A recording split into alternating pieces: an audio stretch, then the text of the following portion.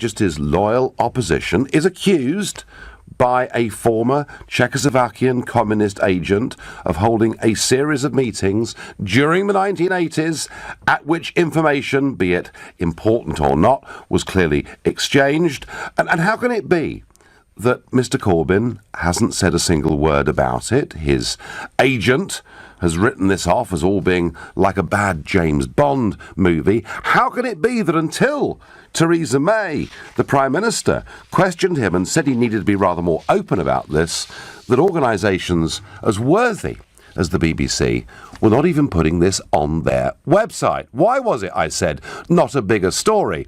And given everything that's been said about Russian collusion over the Trump campaign and Brexit, and my own, I have to say, sadly, massively overinflated role as the centre of some spider's web that somehow I've been running information between Trump and Assange, and I've been funded by the Russians, and all of that seems to be absolutely fine to talk about ad nauseam.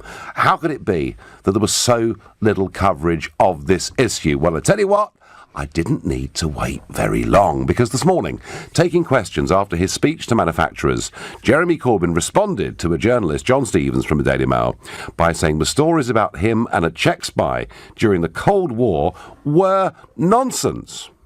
John Stevens from the Daily Mail. Mr. Corbyn, you say you want these business leaders to put their trust in you to run the country. How can they do that when serious questions remain about your past? And will you give permission for your stars and flowers to release to help clear things up? Thanks for your question. I'm very sorry that the Daily Mail has reduced itself to reproducing some nonsense that was written in the Sun beforehand.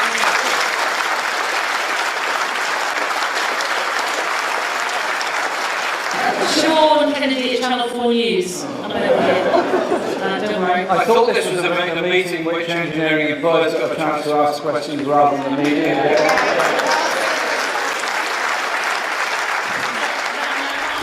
He was asked once again by another journalist.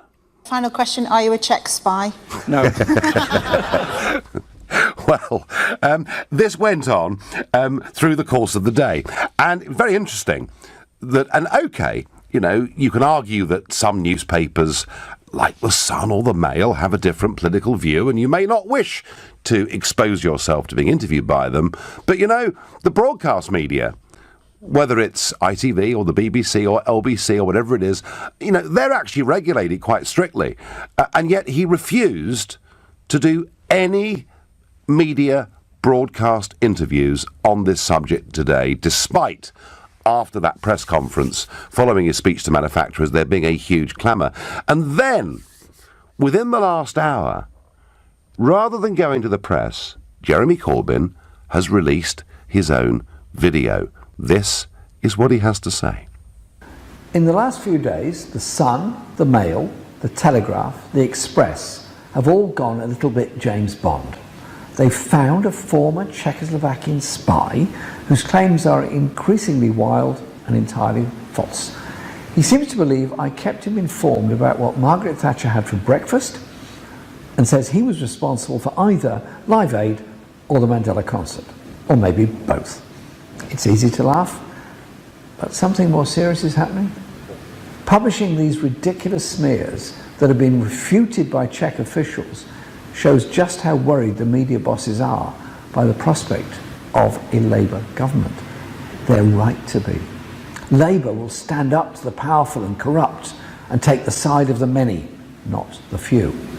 A free press is essential for democracy, and we don't want to close it down, we want to open it up. At the moment, much of our press isn't very free at all. In fact, it's controlled by billionaire tax exiles who are determined to dodge paying their fair share for our vital public services.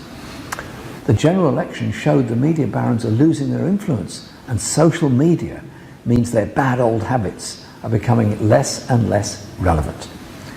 But instead of learning these lessons, they're continuing to resort to lies and smears. Their readers, you, all of us, deserve so much better. Well, we've got news for them. Change is coming. Change is coming. If you're out there and you're part of the free press. Change is coming. That in the latter part of the Corbyn statement after an initial attempt to laugh it all off. I'm kind of thinking he might be in a bit of trouble over this. Because not once during that 1 minute and 39 seconds that he's given as his response to the clamour for questions about how many times he met this Czech agent during the 1980s, not once has he basically confirmed or denied how many times they met. It's very interesting. I mean, Tom Newton-Dunn from The Sun, and it was The Sun that broke this to begin with, and Newton-Dunn says, Jeremy Corbyn describes The Sun reporting of his links to a Czech intelligence officer as nonsense. But again, he does not deny holding 4 different meetings with him or explain why they happened.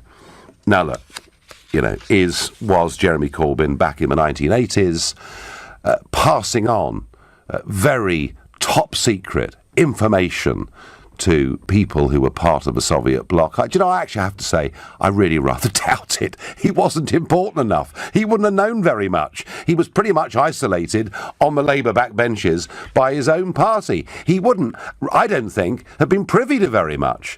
But I tell you what, if the allegation was, did he collude with agents who were part of the Soviet Union? Well, I would have thought the answer to that appears to me to be yes. So let's be clear.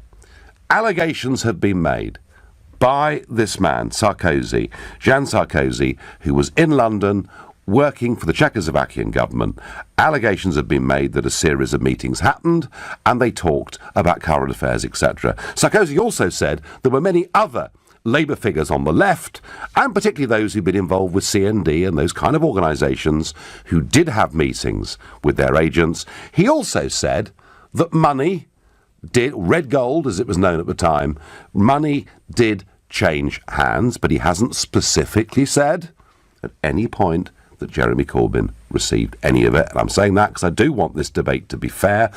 But I'm struck that if you don't take any questions from ITV, the BBC or LBC, if you refuse to do any broadcast interviews and you then come out attacking the free press, I suspect you're in a little bit of trouble. I suspect you've got something to hide. So I want to know tonight, do these allegations matter to you as a Labour voter? I'm particularly keen to hear from people who are inclined to vote Labour. Now, you may say to me, it doesn't matter one jot. And it could be that it's only people over the age of about 45 who even remember what communism was all about. So perhaps it's not relevant. So if you think it doesn't matter a damn, he's a fine figure of a man, call me on 0345 6060 973. Or perhaps like me, you're asking the question, why won't he deny the meetings took place? And if they did, why doesn't he just ask for his Stasi file so that he can reveal in public the information they had on him? And in that case, you can text me at 84850. You can tweet your thoughts or questions using the hashtag Farage and LBC at LBC. And I tell you what, if you want to come on and speculate, imagine these claims have been made about me. Imagine that somebody working for Putin said, last year I met Nigel Farage 4 times. We often met up with Brexit politicians, and in some cases, money changed hands. How do you think I'd be getting on with the national media right now if somebody had made these allegations against me? And of course, as ever, I'm here in London. You can watch us on Facebook and you can make your comments there too. Do these allegations about Jeremy Corbyn matter? And I'm particularly keen to hear if you're a Labour voter. I'm going to go to Kevin, a brand new caller to the show, who lives in Hillingdon. Good evening. Good evening, Nigel. Yeah, I just made a shock surprise. The media again attacking Corbyn. I'm no friend of Corbyn's. I'm an absolute Green supporter. I think they stole most of our policies from our last election anyway. Corbyn, Kevin, Corbyn in many ways is quite green, isn't he? He's not as radical as the Green Party in a lot of ways, including proportional representation, but that's an argument. Okay.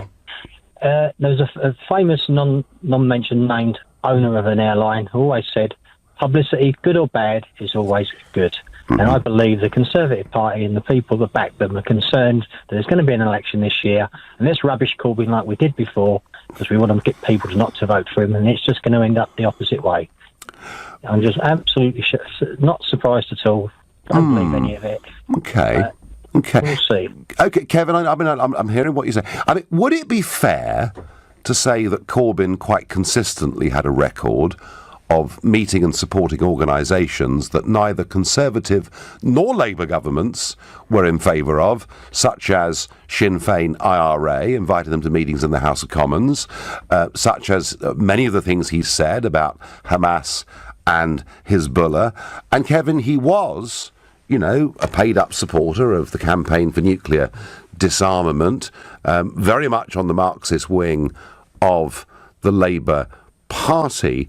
Do you not think, Kevin, I mean, do you know what? I've had lots of allegations made about me. Most of them untrue, thank goodness, but some of them true. And, you know, if I was asked the question, Kevin, had I still been leader of UKIP, you know, had I met this Russian agent, I couldn't really dodge it, could I? I'd have to say either I'd met them or I hadn't. Do you not think, Kevin, that it's a fair question from the Conservative-leaning media to ask him to confirm or deny whether 4 meetings took place? Well, not really, because, as you said, you mentioned about Sinn Féin. John Major was the first courageous Prime Minister that actually started the peace talks, you know, the yes, government isn't really going to get the reward that Tony Blair got. But he didn't invite them into the House of Commons within a few weeks of the Brighton bomb, did he? Well, there you go. You're mixing terrorism and political armies with political... Oh, no, Kevin, all I'm saying to you, and all right, you're more radical than Corbyn, but all I'm saying is, you know, okay, of course, the right-wing media will attack a left-wing leader, and you know, and vice versa, and we all know that, and that's the game of politics and the world we live in.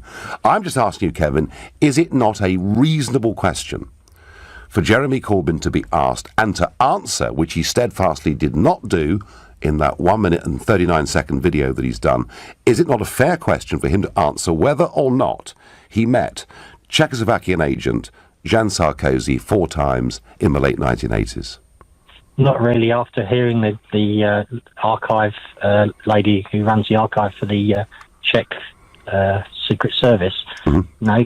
Why aren't the right-wing press questioning her? Why don't they reveal these files and they can see for themselves? Well, I tell you what, Kevin, if he asked for the files and we saw the files, that maybe would solve. It's the Czech government, isn't it? They own them, not Jeremy Corbyn. Yeah, but Jeremy Corbyn has to ask for them, and if he asks for them, he will get them. Let's hope he does, and we can clear it all up. They're an archive, so surely they're open for public.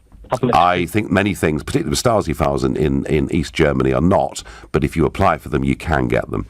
Anyway, Kevin, you've made your point of view. You made your point of view very clear indeed. Kevin, not concerned in the least. You're listening to the Nigel Farage Show here on LBC. We're going to go to. Actually, we're not going to move on. We're going to go to Lee in Swindon. Lee, good evening. Hi there, good evening. How are you? I'm well. So Corbyn has really had a right go at the right-wing media, at the media barons, some of whom live overseas. But is that really relevant here, Lee?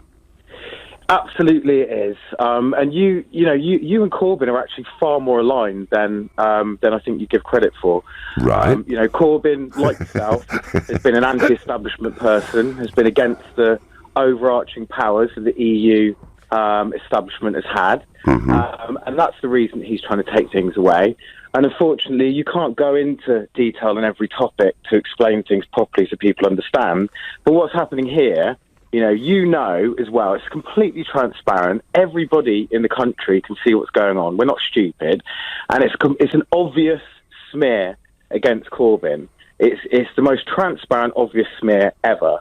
And the fact that he's not responding to the very specific points are because you're giving credit and you're allowing those points to be amplified. You know, he's not engaging in conversations about whether he had a meeting 30 years ago with some Czech spy, which is just absolutely ridiculous. And even if why is it ridiculous, Lee? What? Why is it ridiculous? Why is it ridiculous? Yeah. Well, okay, number one, what's the purpose of Parliament and government? The purpose of government is to govern, and is to make sure that we have the services and a strong economy. The purpose of Parliament is to help guide government and represent the people. So what if one person in the representation for the whole of our parliament had a conversation with... Well, it wasn't one person, was it? You disagree with? It wasn't one person, Lee, was it? Because actually what's being said is that several Labour MPs were meeting with this agent and with other agents from the Soviet bloc. Yeah. I personally don't know the absolute ins and outs. I don't think anybody does, apart from Corbyn, the spy, and the other people in question. But it's not unusual. I mean, for example, the government, there's this smear that always comes out about Corbyn speaking to the IRA. Actually, the government were negotiating with the IRA. Later on they were. Lee, later on they were. You're right. John Major did, in secret, meet the IRA, and it did lead to a process that Blair concluded, with the Good Friday Agreement. And you're absolutely right about that. However, I think... And talking to people is a good thing. Talking to people of different opinions is a good thing. That's how you bring consensus. Is it a good thing? Is it a good thing, Lee? You and Corbyn are far more similar. Is it a good thing, Lee, for an MP to talk to an enemy of the state? Well, personally, I think there's a line where negotiating possibly with ISIS might be a little bit extreme. Again, we don't know the ins and outs, so you can't put that conjecture out and try and smear. But just going back to the point, why didn't Corbyn answer the questions, which was your topic? Yeah. The reason he didn't answer the questions is because he doesn't want to amplify this ridiculous smear. Everyone can see it's a smear. Everybody knows it's completely unfair. I tell you what, matey, this is not going away. This story is not going away. And I think... Well, of course it's not going away, because the billionaires who have everything to lose by a Labour government coming into power are absolutely petrified of the prospect of Corbyn getting in. So would it be reasonable, Lee, to think that your middle-of-the-road Labour voter would want to know whether the leader of the Labour Party had been working with communist agents during the 1980s? Is that not, given the allegations that have been made, a fair question to ask? Okay, going back to the point, amplifying a smear is not the right approach for a politician to take when they're trying to draw the focus of argument to austerity, lack of funding for our public services, our position in the world. Lee, I know that. I've been there. Get distracted. I've been there, but I've been there, and I've done my best to brush off ludicrous allegations that were made against me, but ultimately it's really difficult in this world. If you're leading a party, if you're potentially a prime minister, you can't dodge this forever. And I suggest to you, Lee, that by not doing a face-to-face interview with one of the major broadcasters today and choosing to do this video and attacking the media barons, I suggest to you, Lee, he's actually made this a bit worse for himself. To an end. Let me ask you one question. So remember the coverage that the BBC gave to Donald Trump in the run-up to the presidential elections? Yep. Can you remember how biased that and I'm no Trump fan, but I could see it's black and white. Yep. Even in the morning when I woke up and I was watching the coverage that was given and the way that Hillary Clinton was being talked up and the way that, so you can see the bias there. So on one hand, you're saying, speak to these broadcasters because they're fair and regulated, but actually, that's not Lee, the case. Lee, all I'm saying is that if Jeremy Corbyn thinks that he can avoid answering this fundamental question of whether or not he held 4 meetings with Jean Sarkozy in the 1980s, if he thinks he can dodge that, I think, Lee, he's deluding himself. But what? Let's say he had those meetings, but ask yourself this question. Okay, let's say he had these meetings. What is the negative impact of him even... I'm not saying that he did, and I'm not saying I agree or reject, but if he had those meetings, what impact does that actually have right now, right here? What do you think he's going to do if he gets into government because he had a meeting 30, 40 years ago? One of the reasons, Lee... The meetings that you've had in gentlemen's clubs in the 80s, I'm sure they're pretty spicy, but... you can't well, thank you. Thank you for writing my CV, Lee. That's very sweet of you. I think what it comes down to is this. One of the reasons Corbyn did well in the election campaign, and he did do well, come on, he connected, he had energy, and I said it on this show the day he launched the manifesto. I said, wow, I've never seen Corbyn like this. And one of the reasons he connected was because he appeared to be very straight, very open, and you've now got a question that is being asked, and it may well be, Lee, they had nothing of any import to discuss at all, because Corbyn didn't know anything, because he wasn't in a position to. But if he continues to run away, I think there'll be Labour voters that start to ask the question. Lee, great call. Thank you. Going to go to Andy, another new caller from Edinburgh. Good evening, Andy.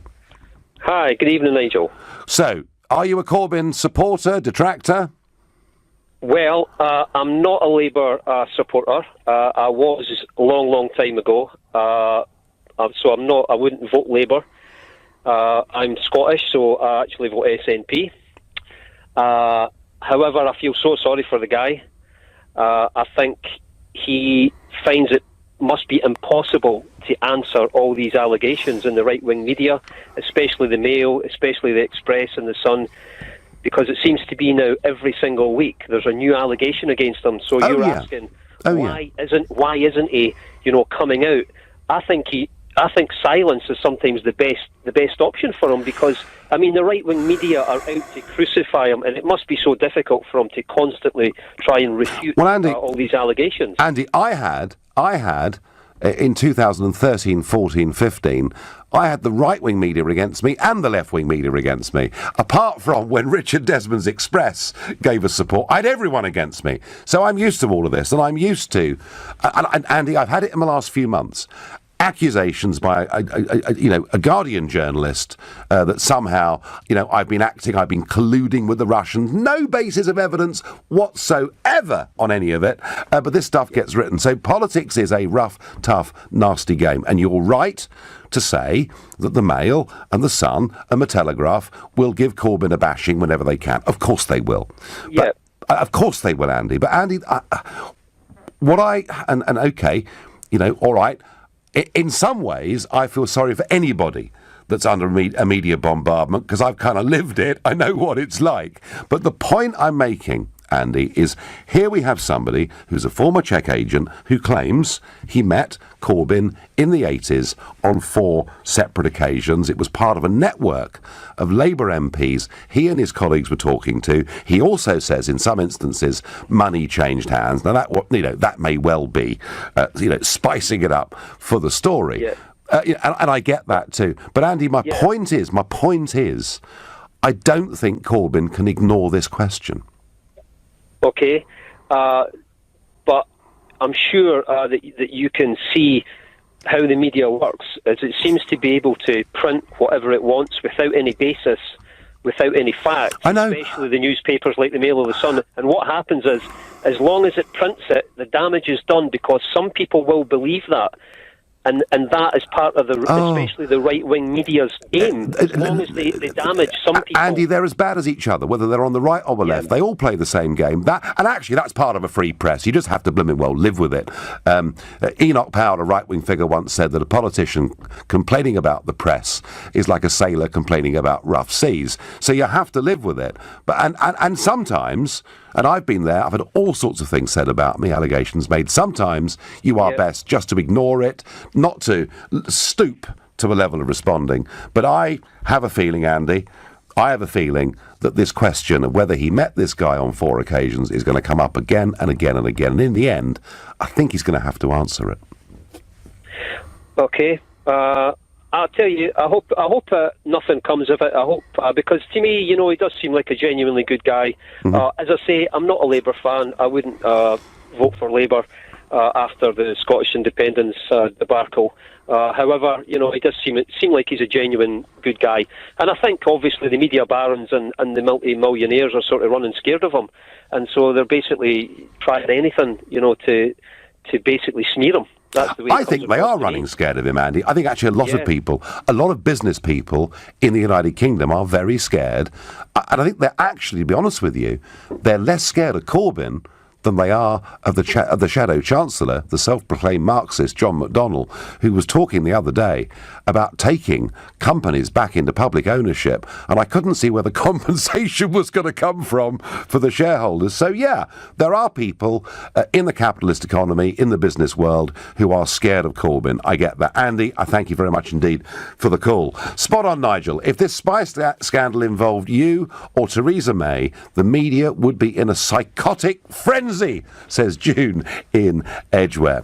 The thing that is terrifying is how comfortable Corbyn and his supporters are with dismissing any allegations as fake news and then attacking press freedom, I get on Twitter. Questioning Corbyn just because some random spy from a European country made a comment without any evidence is just showing your own fears about Corbyn's personality. He is the Prime Minister in waiting, says Arif. Arif, you know, I have been told, it's been said, that the next time I land in the USA, the FBI are going to arrest me because of my part, because I have colluded with the Russians, both on the Brexit campaign and on the Trump campaign. And do you know what? Barring drinking the odd glass of vodka now and again, I've had no connections with Russia in any way at all. So all sorts of accusations get made without any basis, but Corbyn can't avoid, did he meet this guy 4 times or not? That's my view. Linda, a new caller from Liverpool. Good evening. Good evening, Nigel. So, what do you think? How are you? I'm well. I'm very well, and I'm watching. Did you have to watch your hubcaps when you've been in Liverpool in case anyone stole your wheels? The last couple of times I've been to Liverpool, Linda, I've had an absolutely wonderful time. Well, thank you for that. Oh, and by the way, Nigel, good timing on getting out of UKIP at the right time. Anyway, that's by the by. I want to talk about Mr. Corbyn. Yeah. Now, I'm quite well versed. I remember the Harold Wilson days. They accused him of the same thing. They accused Michael Foot, Red Ed, etc. I suspect the right-wing press are doing this for one reason and one reason alone. I mean, you know all the slurs over Red Ed. I mean, God love him, they even degraded his father, the right-wing press. It's simple as this. They've got nothing positive to say about the Tories. Boris's lousy speech, Theresa May's lousy behaviour. I mean, what a leader. My God, I could do better. I'm sure. rather than admit to the faults of the Tories, they've gone once again to attack a decent man with decent politics. In 1983, Corbyn had less power than what he's got now. I mean, my God. Linda, I understand that. And do you know what? I'm of the view, I've said it already. You said prior to me speaking to you. I'm of the view that he had no information to give them. But Linda, doesn't he? What are you going to do about the shareholders, giving them compensation? That's exactly my point. The shareholders. Only a right-wing person would be concerned about the shareholders. No. Well, Linda, I tell you what, Linda, if you get your way, we'll head towards bankruptcy and poverty. You can't steal people's assets. Linda, let me ask you a very quick question. Do you think it is reasonable, and yeah, you're right, a lot of those press are against him, is it reasonable for him to be asked to answer the question whether he met Czechoslovakian communist agent Jean... Look, I'm not listening to that nonsense. Linda, should he answer that question, yes or no? No! Fine, okay, fine. Linda, you've got your point of view. You hold it very strongly, as many do. You're listening to the Nigel Farage Show, exclusively on LBC. It's 7:32, and we're discussing Jeremy Corbyn. Is it a right-wing media conspiracy? Are they being beastly? Are they being unfair? Or do you ask yourself the question, given the allegations that have been made by this former Czechoslovakian communist agent, Jan Sarkozy, that they'd met 4 times back in the 1980s, do you ask yourself the question why, in the face of that, he's run away from doing any broadcast media interviews today, but done his own 1-minute 39-second video in which he doesn't actually address any of those issues, but just attacks the press and says to them, change is coming, which some read as being somewhat sinister. Now, not quite as dramatic as that, in fact really rather dull, was the speech today given about the post-Brexit UK by Brexit Secretary David Davis, and he said that we won't be like Mad Max. There will not be a global race to the bottom in terms of regulation. In fact, he said that the United Kingdom will be the same country it was post-Brexit. I wonder, David Davis, don't you realise the reason people voted for Brexit is they voted for change? They don't want things to be exactly the same. They want things to change. And I really feel it's about time that David Davis and the rest of this government stopped apologising for Brexit, but actually started to embrace it and say, this is going to be great, we're going to be more competitive, there'll be fantastic opportunities for us out there in the world.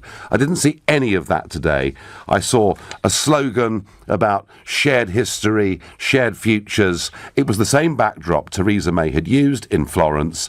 It is a very, very mixed message, and is not saying, come on, we're leaving, we've made a decision, and it's going to be great. None of that did I see today. Really thought, I have to say, it was very, very weak indeed. But back to Jeremy Corbyn. Should he answer these questions? Is he right just to ignore it and attack the right-wing media barons? I'm going to ask Rupert in Maidenhead that very question. Good evening, Nigel. Good evening. Am I too late to wish you a Happy New Year? Well, Chinese New Year was only a couple of weeks ago, I think, so I'd accept one of those. Exactly. Well, thank you. My point here is, and Nigel, I don't know if you remember, we spoke before. You've been on the show before, yeah. I sang a beautiful rendition of "Oh, Jeremy Corbyn" to you. I remember it, and you were. I mean, you are completely sold on Corbyn, Rupert, if I remember you rightly. That is correct, Nigel. Okay, good. Well, you are the perfect caller then for this subject. Do you have, Rupert, you know, and you can give me another Jeremy Corbyn in a minute, but are you concerned in the least about these meetings that are said to have happened back in the 1980s? So my concern is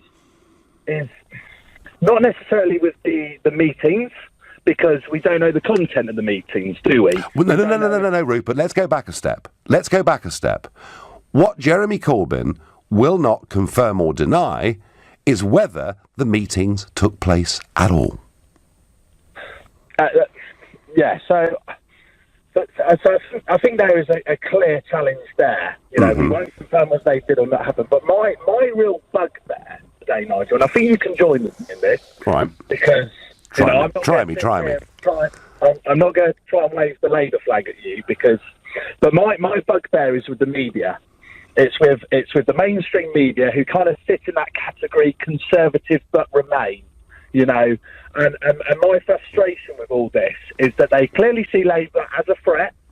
They clearly see Brexit as a threat, and they're just sniping. They're on the radar. Oh, Corbyn did this. Corbyn did that. Right.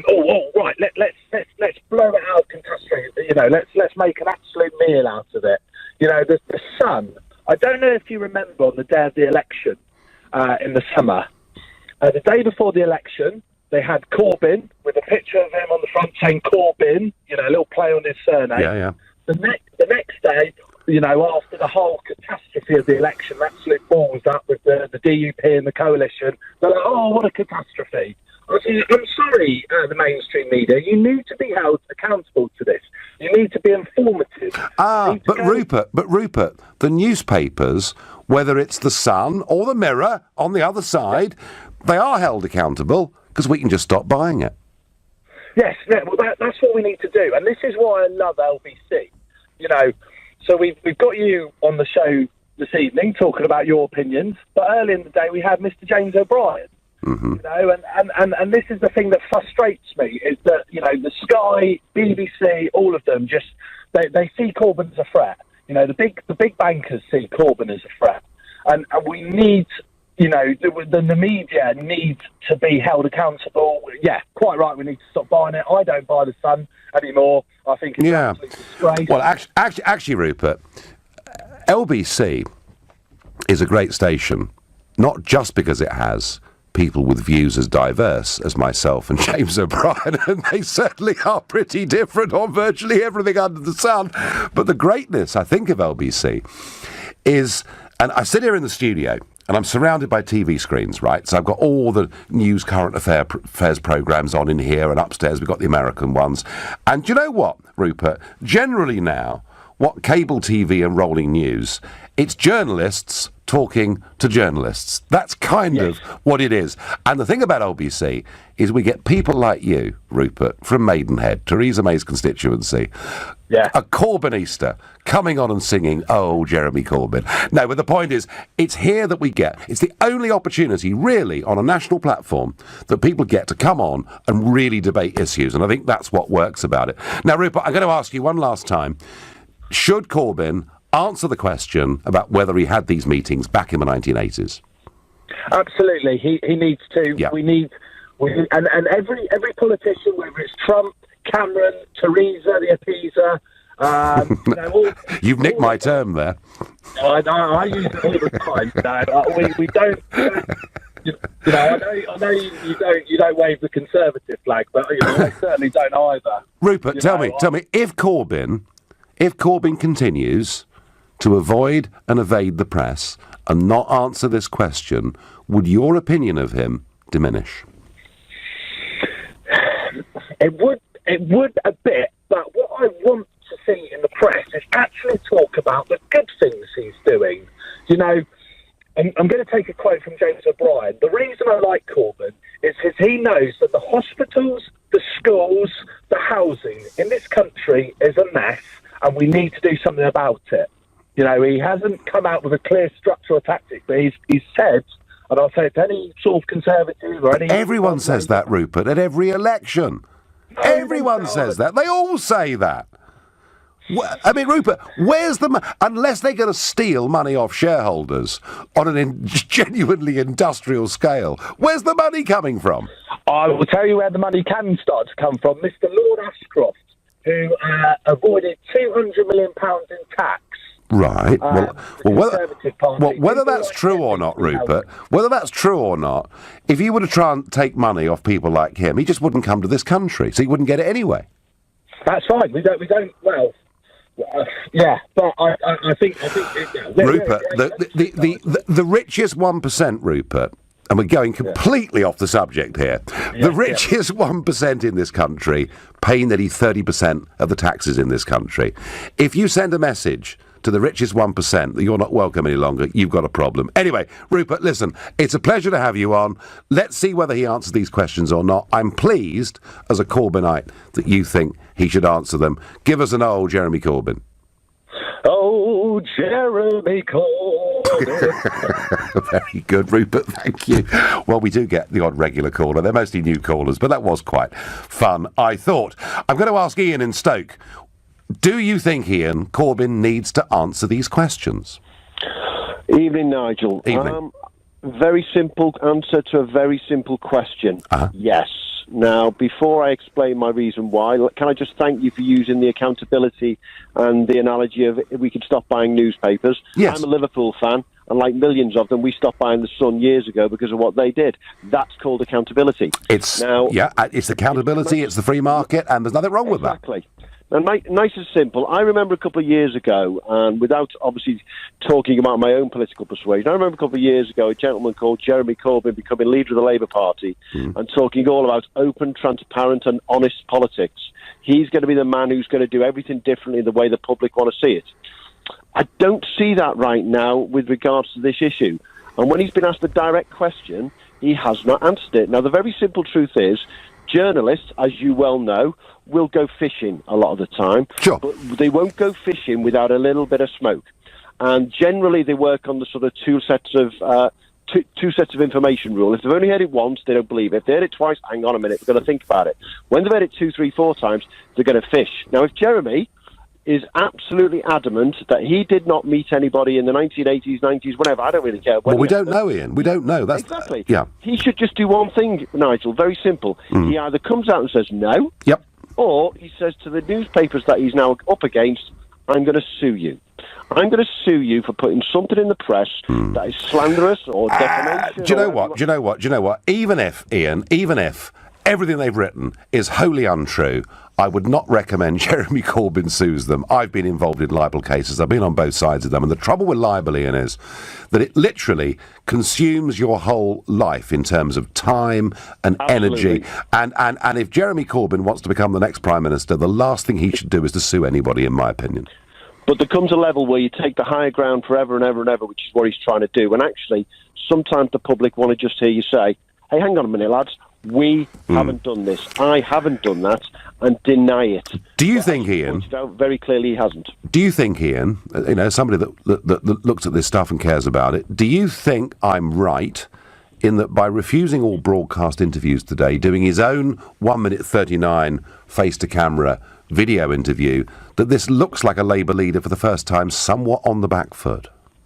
It looks like he's been advised in a way that I wouldn't advise him is the best way to describe it. Well, if it all goes wrong, Ian, they may well take you on. Thank you. And I'm asked here by Philip from Whiteleaf. Well, Nigel, are you going to tell us how many times you've met Putin? This is nonsense. This is a left-wing press conspiracy. It's been written up in The Guardian and the BBC and the New York Times, and it's outrageous that I should be asked questions like this. It's wrong. It's morally, completely wrong. Knows the answer. Never. You're listening to The Nigel Farage Show. It's Clearsview on LBC. It's 7:45. Well, Jeremy Corbyn was actually fascinated by the Soviet Union, a member of CND. But best of all, back in the 1980s, he went on a motorbike holiday with Diane Abbott, who was his girlfriend of the time, and boy, did they go somewhere cool. Did they go somewhere really, really exciting and sexy? Yeah, they went to Erich Honecker's East Germany. I mean, I can't imagine anywhere more ghastly to go. So perhaps he was in love with the communist system and thought we should adopt it. Perhaps he wasn't. I don't know. All I do know is that a former Czechoslovakian agent has said that he met Corbyn 4 times in the 1980s along with other Labour politicians. He's also said some of them received money. And Corbyn will not answer the question as to whether he had these meetings. And my experience as a former party leader is there are things that can be said that you can just ignore, treat with contempt. But this one he won't get away with. Such a non-story, I'm told. The 80s were years ago. How is this in any way important? This is purely to vilify Corbyn. Well, you know, there were people back in the 1980s and back to the 1930s who were working with the Soviets and working against our national interest. And people are interested in that question. Nigel Corbyn is doing a Trump. It works for Donald. Just ignore the allegation and it will go away, says Vince in Winchester. Well, actually, no, because Trump is accused of collusion with the Russians and there's a great big inquiry going on. And actually, most of the liberal media in the world are convinced that he's guilty. As yet, no evidence as such has been produced. I am very concerned. Jeremy needs to confirm whether these meetings took place and if they did, what was discussed, says Julian from Wigan. Labour voters will never question Corbyn for his commitment to the UK. It's just the media trying to create a fuss to divert our attention from a bad Brexit. Well, yeah, I have to agree with that bit. It's not going all that well, really, is it? And he did launch a pretty fierce attack in this video message tonight on the free press, on the media barons, and he said, change is coming. Wow. I'm asked here on Facebook, who would regulate the press in this Corbyn universe? Would there be some commissar appointed? Would we have lists of subjects that were approved to be debated on LBC or not? I'm taking the mickey, but I do think it's reasonable that Corbyn should not just answer these questions, but should apply for his Stasi file and any other files that former communist governments have on him. And if he does that and publishes them, it will all simply go away. Michael is a new caller from Cambridge. Good evening, Michael.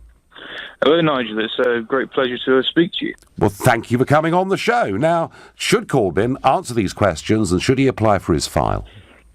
Well, my opinion is that there should be, unlike in a communist country, the system of due process, and, going with what the law says. If there is actually evidence that he has committed, was effectively treason, if he was a member of Parliament giving information to the communists. Well, that's taking it a bit. That's taking it a bit far, Michael. I mean, obviously, it's taking it far. Yes, but that's what I think a lot of the media think. Well, people like the Sun think he's done. So I'm not a fan of Corbyn, and I don't like what people on both sides of the media do, where they come out with crazy accusations that he did this, he did that, he did the other. I'm like what's happening in America, for example. It is complete nonsense that Trump, in my opinion, colluded with the Russians. Yeah. And they are now going through a process of actually an investigation. I don't think anything will come of it, but they're going with what the law says. We shouldn't cave into what, a lot of people would like, in the media, for it to basically just be this. Michael, the problem is... he's guilty. Yeah, OK. The problem is, if you're a political party leader, the usual rules about innocent until proven guilty, frankly, are out of the window. I've had, in the last 2 months, this accusation that I was running memory sticks between the White House and Julian Assange. I can assure you it is total and utter baloney, but I still had to answer the question, because if I hadn't, people would have assumed I was guilty, Michael. So I think the normal rules of what is just and fair in a conversation just don't apply when you're leading a political party. And Michael, I honestly think if Corbyn continues to totally avoid doing interviews or answering this basic question, I think he'll be in a bit of trouble. I agree with you there. But, in this particular circumstance where he is such a high-profile political figure, in a different situation to yourself, because obviously you weren't leading, the opposition in Westminster. And, it's so easy to find information about people who are in East Germany because the Stasi kept such files, records. Which it's incredibly easy for them to look at it and to initiate the process. Well, if Corbyn... whether or not he did it. Well, you know what, Michael?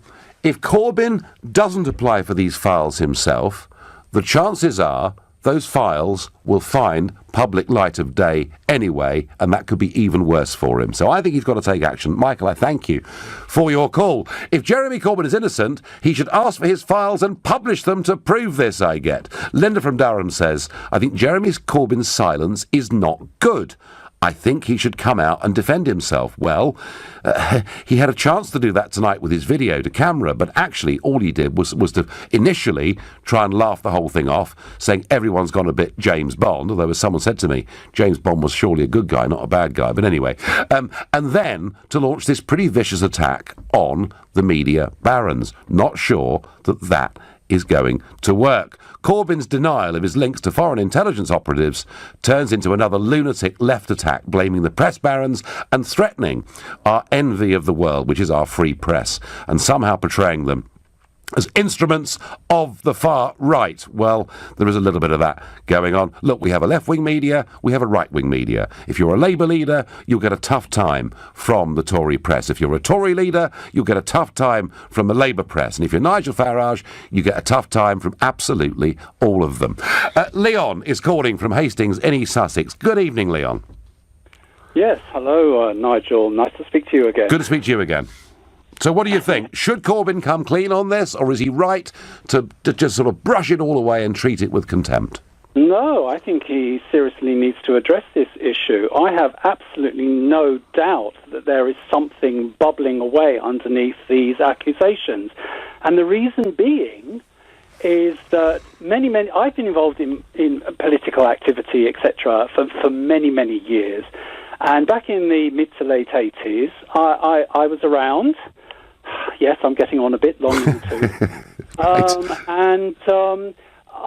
Though I never have been a member of the Labour Party, though I have never been a member of the left, I was very involved and tended to be around the left quite often because there was a lot of issues that I supported that the left tended to sort of use the loudspeaker for.